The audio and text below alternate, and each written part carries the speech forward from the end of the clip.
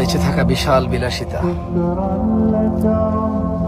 বেঁচে থাকা এমন বিলাসিতা,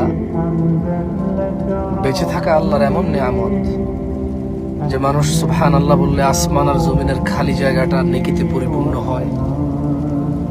মানুষ আলহামদুলিল্লাহ বললে নেকির পাল্লা ভারী হয়ে যায়।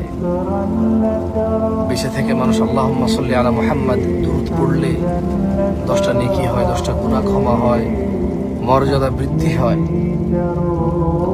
ওর প্রতি রহমত নাজিল হয় 10 বার।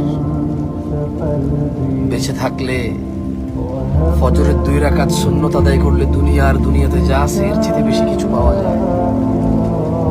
বেঁচে থাকলে ফজরে 2, জোহরে 6, মাগরিবে 2, ইশায় 2, মোট 12 রাকাত সুন্নতে মুআক্কাদা পড়লে আল্লাহ সুবহানাহু ওয়া তাআলা জান্নাতে ঘর তৈরি করবে। যে ব্যক্তি প্রতিদিন 12 রাকাত সুন্নত আদায় করবে তার জন্য আল্লাহ একটা করে ঘর নির্মাণ করবে। সুবহানাল্লাহ।